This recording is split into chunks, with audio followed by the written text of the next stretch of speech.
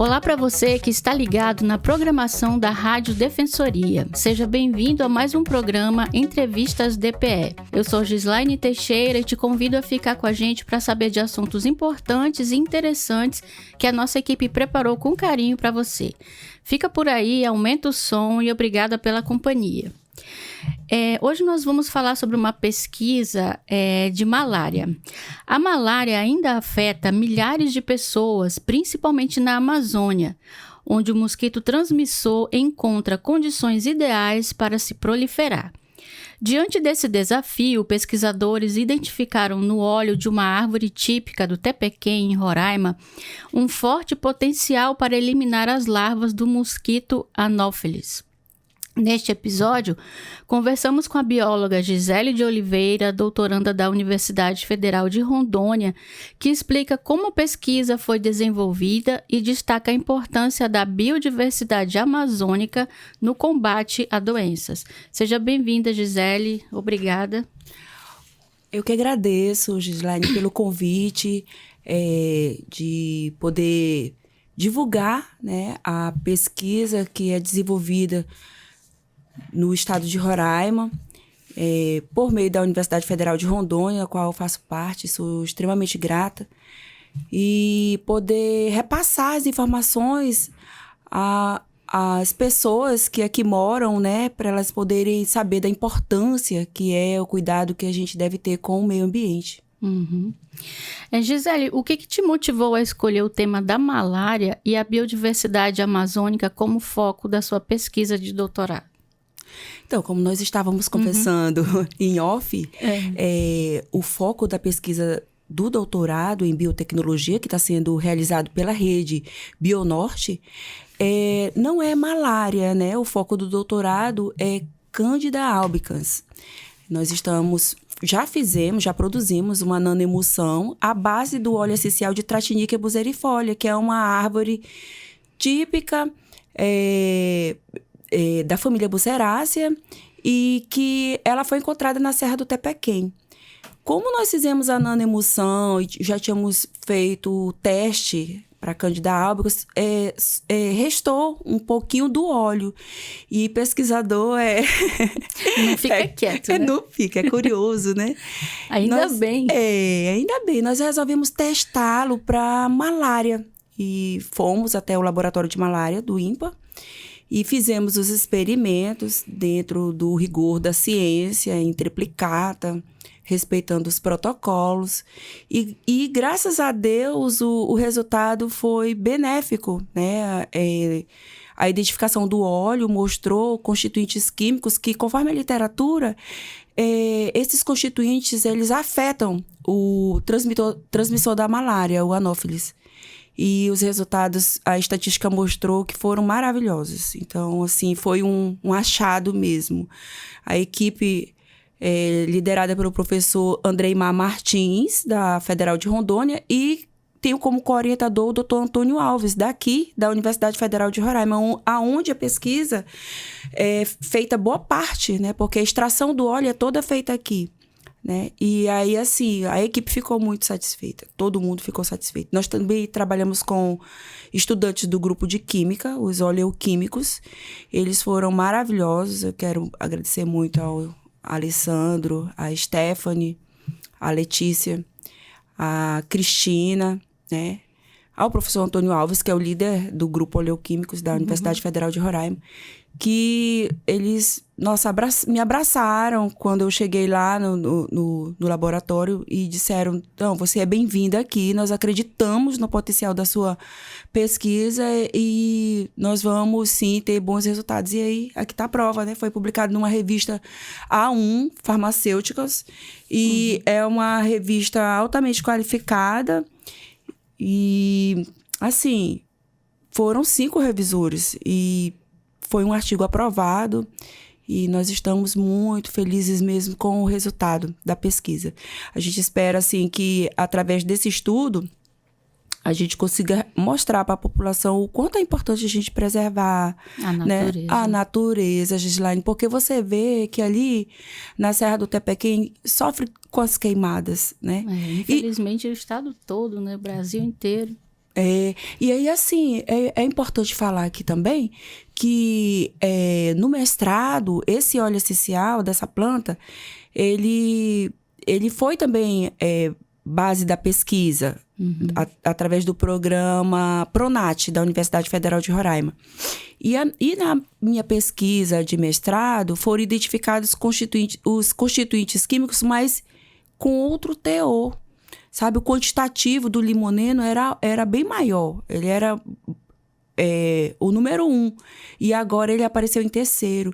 E a literatura revela que esses constituintes químicos das plantas, eles são alterados conforme a precipitação, conforme a ação antrópica. No caso, 2023, nós tivemos uma grande queimada lá na Serra do Tepequém, né? E aí... esses constituintes, eles foram alterados. Poxa. Então, talvez, com certeza, né, o resultado para atingir o anófelis, transmissor da malária, seria bem melhor se a planta apresentasse... saudável, né? Exatamente. Entende? Então, assim, as pessoas falam, o Tepequém, um garimpo extinto e tal, que tem... grandes riquezas, no caso minerais, né? Mas a riqueza mesmo está aí, olha, na cura, né? Que ele mesmo, a própria natureza, ela disponibiliza para nós, seres humanos, que vivemos aqui, né? E durante a sua investigação, o que mais te impressionou ao estudar Trachynicia burserifolia? É isso mesmo? É isso mesmo. É um nome bem difícil. O meu orientador fala, Gisele, esse nome da tua planta é difícil. A biologia é tudo assim, É, né? o nome científico dela, mas popularmente ela é conhecida como breu branco, bico de pato, amesclão. Aí é mais comum, né? Ela não tem fruta, não, né? Ela tem um fruto. O fruto dela é bem pequenininho, cerca de 5 centímetros, redondinho, bem... A casquinha bastante com cera, assim, bem, sabe? Bem... É uma planta que ela cresce até 5 metros. E o caule dela é bem encorpado, sabe? Então, a gente tira só a casca do caule. Mas você me perguntou o que mais me impressionou, né? Então, o que me impressionou foi eu poder ter verificado, assim, visualmente, como o óleo é alterado conforme o que eu... anteriormente, o meio ambiente, né? Conforme a ação antrópica, sabe? A precipitação, as chuvas, as queimadas. Porque no meu mestrado, quando eu retirei esse óleo, ele era meio que verde clarinho. E agora, a coloração dele foi mais para incolor. Nossa. Aí eu disse, nossa, como mudou. Aí eu fiquei pensando assim, nossa... como as coisas são mutantes, né? Hoje é de um jeito, amanhã já evolui para outra forma, né? E assim, a comunidade, a população, de um modo geral, que não faz parte assim da pesquisa e que não conhece os termos técnicos, mas ela é sábia, porque o meu avô, quando ele chegou lá na Serra do Tepequém, ele disse assim, olha, Gisele, essa planta aqui, um dia, um grande cientista, ainda não sou grande, né? Mas claro que passa a ciência acontecer. Ele disse, Gisele, um grande cientista vai descobrir, porque essa planta, ela tem um grande potencial, porque eu pego as cascas dela e coloco aqui nas outras plantas e as formigas não vêm. Espanta os insetos. Tá entendendo? Então, foi essa observação do meu avô que fez eu tentar testar para o anófelis. Ele mora lá? Não, meu avô já faleceu, já faz um tempo. Na verdade, Gislaine, meu avô, ele foi da segunda leva dos garimpeiros que foram para a Serra do Tepequém. O Benedito da Gama Guimarães. Ele foi em 1934 para lá. Minha família toda é tradicional de lá. E como que foi o processo de coleta das amostras lá no Tepequém? Você chegou a participar diretamente dessa etapa? Sim, sim. A gente sobe uma serra que tem lá próximo da Vila do Paiva, uns 6 quilômetros. E aí faz a retirada de um uma parte do caule da planta. E essa casca, ela é depositada em sacos escuros, fechado, sacos de plástico, né? E fechada e armazenada num recipiente refrigerado. E ela é levada diretamente para o laboratório para poder fazer higienização, trituração e submissão à extração do óleo em uma vidraria específica do laboratório. É sobre esse processo mesmo que a gente quer falar, o processo de hidrodestilação, né? Isso. Usado para extrair o óleo essencial. Ele é bastante técnico. Como que você explica esse método de forma acessível para quem não entende essa linguagem? Vamos colocar aqui de uma forma bem simples. É um balão de vidro, né? Onde dentro desse balão são depositadas as cascas da Tratiníquea, acrescentado um volume de água. Esse balão ele é colocado numa manta aquecedora e ligado a um sistema de refrigeração. Então, conforme o tempo passa, essa água ela é aquecida e acontece através de vaporização a separação do óleo da água que está lá dentro fervendo no balão. Então, como é uma mistura heterogênea, o óleo fica acima da água. Então, acontece essa separação no período de 3 horas. A literatura, alguns utilizam 2, 3, 4 horas ininterruptas. E quais foram os maiores desafios que você enfrentou ao analisar quimicamente o óleo e identificar as substâncias com um potencial larvicida? Minha formação é biologia, né? Eu sou bióloga. Então, esse processo de identificação dos constituintes químicos, ele aconteceu na Universidade Federal da Paraíba, através de um aparelho que é injetado o óleo e nesse aparelho faz essa identificação dos constituintes, né? Que é o CGMS, o cromatógrafo gasoso acoplado à espectrometria de massas. Então, a minha dificuldade foi justamente fazer a identificação desses constituintes químicos. Embora tenha em uma livraria eletrônica do próprio aparelho, né? Mas, assim, eu tive que aprender o que eram picos, o que é, como medir a base, como medir o quantitativo em percentual, para poder verificar o índice de Kovács, que é um índice específico para essa técnica. E aí eu tive que estudar um pouquinho para poder compreender. E entre os compostos presentes no óleo, o limoneno, o triciclênio e o betapineno se destacaram, né? Você já imaginava esse potencial antes de fazer os testes? Sim, porque como eu falei para você, essa pesquisa, ela é uma continuação da pesquisa feita no meu mestrado pelo PRONAT, o Programa de Recursos Naturais. Então, eu poderia até ter feito o doutorado, né, continuando lá no PRONAT, mas eu tentei o doutorado pelo Bionorte. E no PRONAT, quando foi feita essa pesquisa em 2014, o limoneno, ele foi o primeiro constituinte químico. E aqui ele aparece como o terceiro, né, com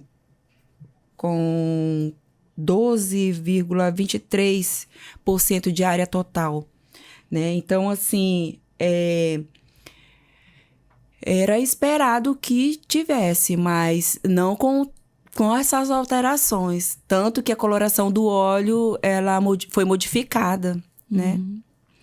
E você mencionou que os resultados com as larvas do Anopheles foram surpreendentes. Qual foi o momento mais marcante dessa fase experimental?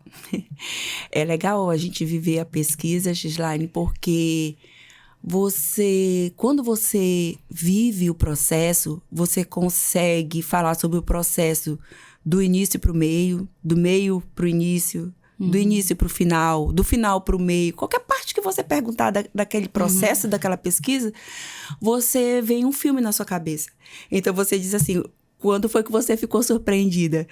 Porque eu vou te contar assim, a grosso modo. O experimento aconteceu assim.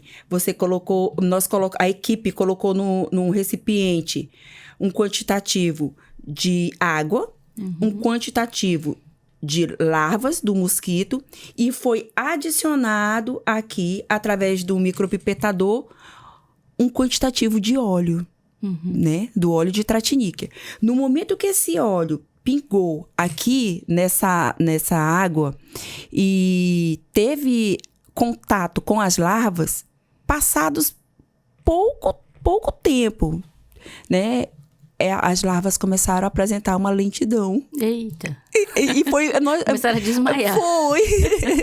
Então, assim, foi muito emocionante quando a equipe viu que elas começaram a ficar lentas. Elas estavam bem agitadas, né? E aí, quando pingou o óleo, foi ficando lenta. E na hora foi perceptível que aquilo ali era um veneno para elas, né? E em 24 horas, todas estavam eliminadas em alguns recipientes, em outros não, mas estatisticamente, as que não foram eliminadas totalmente em outros recipientes, né, que o teste foi realizado em triplicata, em percentuais, concentrações distintas, e você diz assim, mas nesse outro recipiente não matou todas e tudo, mas tem o teste estatístico que comprova que foi eficaz, né? E a escolha pela revista Pharmaceuticals foi estratégica, né? O que representa para você ter o seu estudo aceito em uma publicação internacional de alto nível? Olha, eu digo que essa publicação é um divisor de águas, assim, na minha vida acadêmica e profissional também, porque nesse doutorado eu pude aprender como ser humano, sabe? Porque eu era estudante da Universidade Federal de Roraima e por questões pedagógicas eu passei a ser estudante da Universidade Federal de Rondônia. Continuei sendo orientada pela Federal de Roraima, co-orientada pela Federal de Roraima, porque eu precisava de um apoio aqui, até porque eu moro aqui, sou filha daqui. Minha família é da Serra do Tepequém. E foi um grande aprendizado, porque a revista Pharmaceuticals, ela cobra uma taxa de publicação em francos suíços. Nossa! 2.900 francos suíços. 2.900 francos suíços. Isso dá quanto em real? Depende do dólar, né? Tá. Já estava quase 20 mil reais. Eita! E aí nós não tínhamos como pagar essa taxa. E aí é que entra a questão do financiamento? Do financiamento. Mas até então, quando essa revista ela mandou o convite para o professor Antônio Alves, que é o co-orientador da pesquisa, nós estávamos aguardando um financiamento da Universidade Federal, né? Mas esse financiamento só ia acontecer no segundo semestre, que é quando a verba é liberada. E do próprio programa Bionorte também, só ia acontecer no segundo semestre. Só que a revista, ela tem uma celeridade assim que, nossa, é muito rápido. Mandou, eles já revisam, já mandam de volta, então você fica assim num malabarismo. E aí o que aconteceu? O doutor Andrei Mar, com todo o prestígio que ele tem, ele também faz parte de uma outra revista, a Toxins, e entrou em contato com a Pharmaceuticals, e essa pesquisa, ela foi publicada totalmente grátis. Nossa! Totalmente. A revista não cobrou absolutamente nada. Então, assim, eu sou muito grata ao doutor Andrei Mar Martins, porque ele foi, assim, nossa, espetacular. Ele foi uma pessoa... Muito prestígio. Ele né? Muito prestígio, muito. Ele é maravilhoso. E publicar em uma revista Qualis 1 exige muito rigor, como você falou, né? E como que foi lidar com as exigências e revisões do processo editorial? para ser sincera, para você, isso é um teste de paciência. Isso eu imagino. Igual quando o orientador devolve o TCC da gente cheio de coisa para arrumar. Exatamente. Um teste, mana, a equipe mandava, aí eles mandavam de volta, aí mandava novamente. Eles questionaram o cromatograma, que é uma figura que aparece os picos dos constituintes, que tinha que refazer, e para poder refazer esse cromatograma, nós tivemos que entrar em contato com o pessoal da Federal da Paraíba, porque foi lá que foi feita a identificação dos constituintes químicos, né? Uhum. E aí, assim, envolve a disponibilidade de quem tá lá, que é responsável, né? E tem que cumprir o prazo, Tem que cumprir, né? o prazo. E você fica mandando mensagem pelo WhatsApp. Ainda bem que nós estamos na época do WhatsApp, né? Você já pensou um telefone? Não, para poder receber a imagem do cromatograma, imagina quanto tempo iria levar. Uhum. Entende? Mandar pelo fax. Não é? Não, anexado no e-mail, mais moderno. Não é? Então, é um teste de paciência, mas assim, vale muito a pena, sabe? Uhum. Porque, às vezes, nós vemos o nosso estado sendo mencionado nos meios de comunicação. Sempre com coisa negativa. Isso, com notícias negativas. E não é interessante a gente morar num local tão bonito como é o nosso estado, com tantas belezas naturais, rico em biodiversidade, com trabalhos tão bons sendo desenvolvidos. Não é só o meu, existem outras pesquisas também que são desenvolvidas na Universidade Federal de Roraima e que podem ter esse acesso aos meios de comunicação. Eu já te parabenizo, assim, porque em nenhum momento eu entrei em contato com você, foi você que entrou em contato comigo, Na né? verdade, foi a Amanda, nossa produtora. Olha, Parabéns, Amanda. Parabéns para a Amanda, né, que entrou em contato e que valoriza esse tipo de notícia. É uma imprensa que a gente chama de aquela imprensa que é a amiga do cidadão, né? Que está disponível a levar para as pessoas uma informação que deve ser disseminada, né? Uhum. E em termos de impacto pessoal e profissional, como que você define a importância desse trabalho na sua trajetória como pesquisadora? Esse trabalho, ele com certeza vai alavancar o meu Lattes, né? Para poder fazer com que tenha uma maior notoriedade científica. Depois dessa publicação, nós já tivemos convites para poder palestrar em universidades dos Estados Unidos. O Alessandro, membro da equipe, já teve esse convite. Eu já fui convidada a participar como revisora de uma revista também, da Farmacêuticas também, né? E aí, então, assim, é uma porta que se abre, né? E nós somos muito gratos por isso. A pesquisa contou com o apoio de várias instituições, né? Como foi essa experiência de colaboração entre as universidades e os centros de pesquisa da Amazônia? Então, as instituições que participaram da pesquisa, o INPA de Manaus, através do Laboratório de Malária, do Dr. André Correia, que é o coordenador do laboratório, a Federal da Paraíba,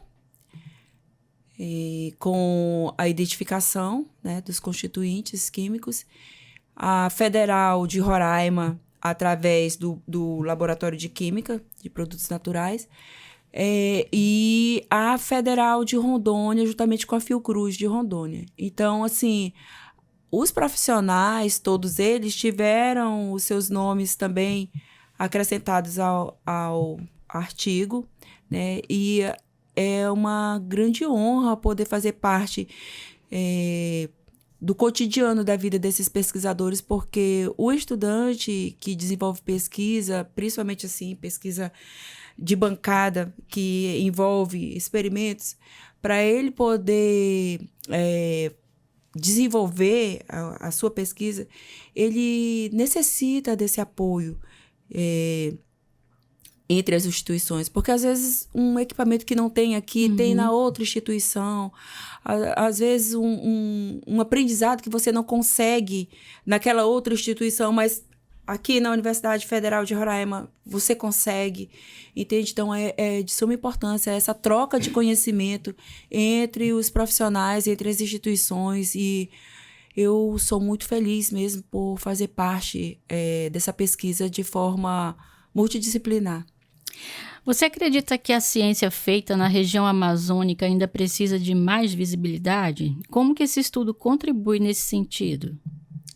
Com certeza necessita de maior visibilidade, porque o próprio título do artigo, ele coloca em destaque a palavra Amazônia, né? Porque quando o estudante ele vai pesquisar nos artigos, em revistas mais acreditadas, vamos colocar assim, ele coloca por palavras-chave, né? A Amazônia é uma palavra-chave.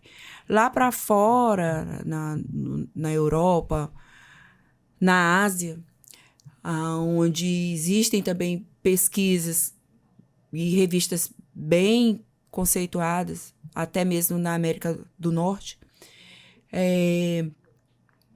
as pessoas levam em consideração muito essa questão da publicidade do que é descoberto, né? Então, para a gente poder fazer a apresentação dessa descoberta, custa caro, entende? Sair daqui de Roraima para qualquer desses eventos na Europa ou em algum país fora do Brasil custa caro. Então, é interessante que as parcerias sejam formadas para que essa visibilidade aconteça, para que tenham investimentos, para que, de repente, as pessoas, até mesmo empresas privadas, tenham interesse em formar parcerias para poder haver aquisição de equipamentos para cá, para a nossa universidade, para a gente poder fazer algumas coisas que poderiam ser feitas aqui, entende? É importante que essa visibilidade aconteça para que tenha esse olhar de investir. A malária ainda é uma ameaça real na Amazônia Legal, né? Na sua visão, como que a sua descoberta pode influenciar políticas públicas de saúde? Então, essa descoberta, ela pode fazer com que as pessoas responsáveis para poder criar as soluções para o cidadão que vive essa moléstia, né? Os ribeirinhos, vamos colocar aqui. Os indígenas também, né? Isso. Você sabe que é interessante nós colocarmos que aqui na nossa capital, Boa Vista, existem muitos casos de malária. Sim. Né? Então, assim, é interessante que a comunidade, ela tem que ter esse olhar de que pode acontecer o desenvolvimento de um produto que seja natural e que não prejudique nem o homem e nem o meio ambiente, porque os inseticidas químicos... Eles fazem muito mal, né? Exatamente. Então, pode haver políticas públicas, podem acontecer nesse sentido, do desenvolvimento de produtos naturais que não sejam maléficos à saúde humana, né? E também no sentido de preservar o meio ambiente, porque através dele é que esses produtos naturais são adquiridos, entende? Políticas públicas voltadas para a preservação, para a conservação, porque, veja bem, existe diferença entre preservar e conservar, né? Aquilo que você não pode mexer de qualquer forma está preservado.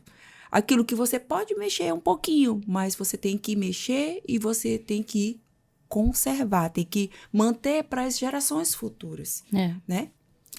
E agora que os efeitos larvicidas foram comprovados, qual será o próximo passo da pesquisa?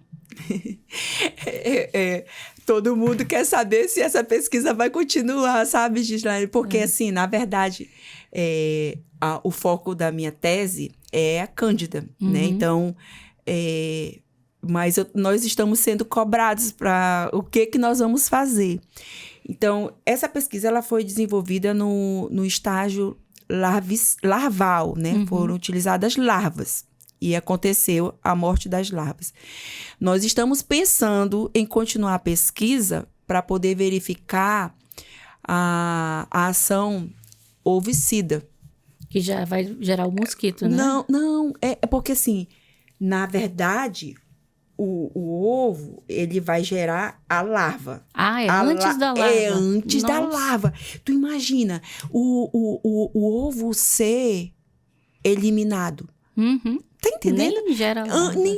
Nem gera larva. Porque nós podemos, de repente, borrifar o ovo com a nanoemulsão.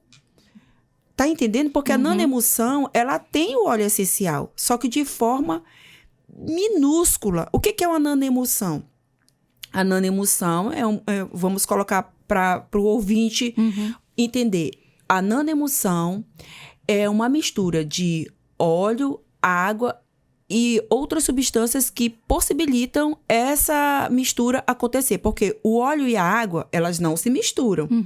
Então, essas outras substâncias, que nós chamamos de tensoativos, juntamente com uma ação mecânica, forma essa nanoemulsão. Vamos supor que essa nanoemulsão, vamos criar essa hipótese, que essa nanoemulsão, ela consiga eliminar os ovos, entende? Então, quer dizer que nós não vamos permitir sequer que a larva forme e que sequer o mosquito. Né? Então, elimina, não é verdade? Maravilha. Essa é a nossa próxima etapa. Pois é, para transformar esse conhecimento todo num produto, né? Já existe alguma articulação em andamento com instituições públicas ou privadas? Nós ainda não fizemos essa nova etapa. Nós estamos, primeiramente, vivendo este momento, né, da publicação, fazendo os relatórios. E aí, o próximo semestre vai ser o semestre que nós vamos poder adquirir recursos, né, financiamentos, para a gente poder tentar fazer a continuação da pesquisa. Além dos dados científicos, houve alguma troca de saberes com os moradores locais lá do Tepequém sobre o uso da planta? Então, a utilização popular dessa planta, a única pessoa no Tepequém que eu conheci, que me falou sobre a utilização dela, foi o meu avô, né? Os mais antigos do Tepequém, eles já faleceram, né? Alguns ainda moram lá, mas não são tão antigos mais. Na verdade, muitos moradores do Tepequém hoje são novos, entende? Mas eu também trabalho com iniciação científica e meu sonho é fazer uma feira de ciências grandiosa lá na Serra do Tepequém. Ano passado nós tivemos uma conversa com a secretária de Educação do município de Amajari para poder fazer essa tratativa sobre a Feira de Ciências do Amajari, né? E como a Serra do Tepequém é um dos principais pontos turísticos do nosso estado, isso iria até movimentar, né, o setor de hotelaria, né, e turismo lá da localidade, porque Veja bem, seria a apresentação de trabalhos de iniciação científica do município, não seria apenas da Serra. Envolveria as comunidades indígenas do município de Amajari, envolveria ali toda a região do Trairão, da Vila Brasil, as escolas que pertencem toda ao município do Amajari, apresentaria seus trabalhos. E nessa feira seria também apresentada os resultados dessa pesquisa para a comunidade, né? Mostrando, inclusive, como eu te falei, volto a repetir, a bater nessa tecla, a importância de preservar, né? Porque assim como tem a tratiníquea, quantas outras plantas não tem na Serra do Tepequém? Eu mesma vi na Cachoeira do Barata uma vez uma rãzinha de coloração lilás. Nossa! Entende? E assim, de conhecimento popular, né, que existem alguns remédios que são produzidos a partir dessas rãs. Né? Então, são coisas que devem ser testadas, porque você viver ciência, produzir ciência, são coisas que você tem que seguir todo um padrão, não é você verificar uma coisa e aí testar nas escuras, porque você tem que verificar se sua pesquisa ela requer ou não aprovação do comitê de ética na pesquisa, né? E isso é importante repassar para as pessoas que estão desenvolvendo pesquisa ainda na educação básica e mostrar que é possível desenvolver, publicar uma pesquisa desenvolvida aqui no nosso estado e que essas pessoas que estão iniciando lá na educação infantil, no ensino fundamental, no ensino médio, né, na graduação, elas podem e devem né, viver as etapas distintas da pesquisa aqui no nosso estado. Na sua opinião, como que a gente pode equilibrar o uso dos recursos naturais da Amazônia com a preservação ambiental? Através desse conhecimento de que na nossa Amazônia existem produtos que oferecem os recursos necessários, existem esses produtos na natureza. E que o ser humano ele deve ter essa consciência de que ele deve preservar. Aquela história. Você tá chupando uma balinha e aí você pega o seu papel e joga, né? E você vem com aquele discurso ultrapassado, feio, né? De falar assim, mas tem alguém que vai lá varrer e limpar, né? E não é assim. Aí você vai daqui para a Serra do Tepequém, tomando um refrigerante ou uma outra coisa, e pega a latinha e joga pela janela do carro, né? Tudo isso vai fazendo com que vai impactando, entende? E aí, assim, eu chamo a atenção aqui para os nossos políticos, né? O poder público que faça política pública voltada para a preservação do meio ambiente, voltada para a pesquisa, voltada para o financiamento do desenvolvimento, para a publicação dessas revistas. Você vê uma revista dessa que cobra, aí tem o professor que fala assim, mas tem revista que não cobra nada, por que você não publica numa revista que não cobra nada? Não tem a mesma visibilidade nem importância, e o acesso aberto, né? Não é verdade? Tá entendendo? Então, assim, se de repente tem uma verba específica para isso, se existem políticas públicas voltadas para essa divulgação, entende? Nós estamos aí na FAPE agora, que está de parabéns, com editais voltados para apoio à pesquisa na educação básica, inclusive, entende? Vai vir aí a FECI, já deixo aqui o convite a você me convidar a professora Lara, que está à frente desse processo, que está apoiando. Tem um edital específico para a Feira de Ciências, né? Então, essa iniciativa é bem louvável. Esse programa agora, por exemplo, essas iniciativas voltadas para a divulgação dessas pesquisas desenvolvidas, elas são iniciativas que devem ter políticas públicas que já envolvam outras iniciativas do prêmio que vai fazer vocês que estão dando esse apoio a serem premiados, a serem financiados para poder dar. É uma rede, vamos colocar, né? Agora, assim, uma curiosidade.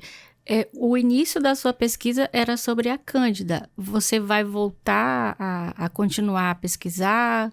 Tá parado? Como é que ficou? Ou já teve algum resultado no início? Nós estamos fazendo o desenvolvimento dessa pesquisa e nós estamos em parceria com a Universidade Federal de Minas Gerais. E estamos só agora aguardando o resultado, né, para a gente poder apresentar. E com certeza vai vir um novo artigo, uma nova publicação. Se Deus quiser, também numa revista conceituada. E é isso, vamos seguindo. Quais conselhos você daria às jovens mulheres que desejam seguir na carreira da ciência, especialmente pesquisando temas ligados à nossa biodiversidade? As mulheres na ciência, elas têm um destaque à parte, né? Porque existe, inclusive, um programa do governo federal, Mulheres na Ciência, porque a mulher, ela tem que dar conta de trabalhar fora, ela tem que dar conta de trabalhar em casa, cuidar da família, né? Não é fácil, porque desenvolver pesquisa requer tempo, entende? Então, assim, eu incentivo, eu digo que cada uma tem capacidade de poder desenvolver, de poder abraçar a sua pesquisa com responsabilidade, com dedicação, mas que não é fácil. Mas vá à luta, você consegue.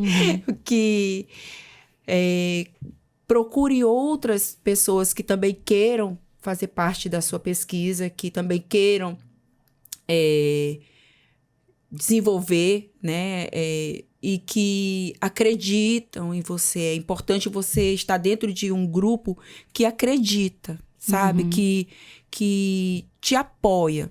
Porque não vai adiantar você ter uma pesquisa, ter um estudo a ser desenvolvido, mas que você não tem uma equipe. Então, você não desenvolve sozinha um trabalho. É importante você ter uma equipe. Então, as mulheres em Roraima, no Brasil, elas são maravilhosas tanto quanto os homens, entendeu? Não existe essa diferença entre um homem pesquisador e uma mulher pesquisadora. Pelo contrário, né? Uma mulher que desenvolve pesquisa, ela é uma guerreira, porque ela tem que dar conta da pesquisa e tem que dar conta de todo o resto. Não porque ela tenha que dar conta, não é isso. É porque é nossa. Eu tô aqui agora e tô preocupada com minha filha, né? Que tá em casa, né? Então, é nossa, aquele instinto, assim, né? Não é porque a gente quer, é porque é inerente mesmo. Exatamente. Eu queria te dar os parabéns, Gisele, pela pesquisa, né? Como diz aquele ditado, você atirou numa coisa e acertou em outra, né? E a importância desse estudo, porque a malária já matou tanta gente, né? Tem gente que pega várias vezes, fica com o organismo, assim, com problemas depois por causa disso. E desejar boa sorte para que vocês consigam transformar isso em alguma coisa, né? Um repelente, alguma coisa assim que... É verdade. Aí envolve a questão da patente, né? Nós estamos tentando. E também envolve a questão do financiamento, né? Empresas que estejam dispostas, que tenham interesse em patentear, em desenvolver um produto relacionado à pesquisa. Procura o Grupo Oleoquímico lá na Universidade Federal de Roraima, na pessoa do professor Antônio Alves, ele é o líder do grupo. Com certeza ele vai abraçar com todo carinho, porque ele é uma pessoa extraordinária, maravilhoso, e eu só tenho que agradecer. Muito obrigada. Nada. Você quer deixar mais algum recado? Agradecer mais alguém da equipe? Eu quero agradecer a Deus, porque Ele providenciou tudo isso, sabe? Diz a palavra de Deus que lá antes da pessoa coletar uma grande vitória, ela passa por um deserto, né? E eu passei pelo meu deserto, mas coletei a minha grande vitória. Então, eu sigo na pesquisa do doutorado para Cândida. Agradeço muito mesmo a Deus por tudo isso. Eu sou de uma família humilde. Minha mãe vendia Avon quando eu era criança. Meu pai, ele era motorista da ambulância do hospital. Minha mãe se formou, ela é antropóloga. Meu pai se formou, ele é agrônomo na Universidade Federal de Roraima. Que legal. E eu também sou formada na Universidade Federal de Roraima. Eu sou muito grata. Então, você que é de família humilde, você que eu me emociono, assim, porque eu vi minha família passar por muitas dificuldades, entende? Então, você que também vive essas dificuldades, acredite no seu potencial, mas estude. Estude. Nós temos na palma da mão um computador. Há muito tempo que o celular deixou de ser um telefone. É um computador, Então, você pode qualquer coisa. Você que está no interior, que está ouvindo a rádio da Defensoria, você que está aqui na capital, que está ouvindo esse programa maravilhoso, não importa o problema que você está passando, não importa. Uma vez uma pessoa muito sábia me contou uma história que disse que um sábio rei foi interrogado por alguém e disse assim, olha, me diga alguma coisa. E ele disse assim, olha, lembre-se dessas 3 palavras. Tudo vai passar. Tudo vai passar. Então, se você está num momento muito glorioso, muito feliz, lembre, vai passar. Se você está num momento muito triste, se lembre, vai passar. Entende? Então, é um pico. É o que mostra naquele aparelhinho lá do hospital. Sobe e desce, fica pi, pi, pi, pi, pi. Quando faz pi, parou, morreu, né? Então, não fique triste. Você está no pico, sobe e desce, sobe e desce. E você é capaz. Você é mulher que não tem recurso financeiro, que é de família humilde, carente. Ai, eu sou desafortunada. Não fique triste. Vai passar. Pega o seu celular, ao invés de estar em WhatsApp, ao invés de estar no TikTok, vai estudar. Exatamente. Vai passar. Só a educação que transforma e melhora. Um grande abraço para a população do nosso estado, tudo. Do Tepequém. Cuidem bem da natureza. Cuidem bem dos nossos animaizinhos. Teve agora, recentemente, essa polêmica com a onça, né? Que ela engoliu um homem e tal. Gente, nós todos fazemos parte de um grande ciclo, né? Então, assim, nós temos que saber aonde é o nosso habitat, aonde é que é o habitat do próximo, respeitar nosso vizinho, colocar nosso som alto, até que horas, né? Respeitar. Cada um respeitar seu espaço, a sua natureza. Isso, o espaço do outro. E um abraço, muito obrigada, viu? Você é maravilhosa. Você Amei também. sua entrevista. E assim nós vamos encerrando a entrevista. Eu espero que você tenha gostado do nosso bate-papo. Compartilhe com seus amigos esse assunto tão importante. Não esqueça de marcar a Defensoria. Eu sou Gislaine Teixeira e conto com você no próximo programa. Até lá!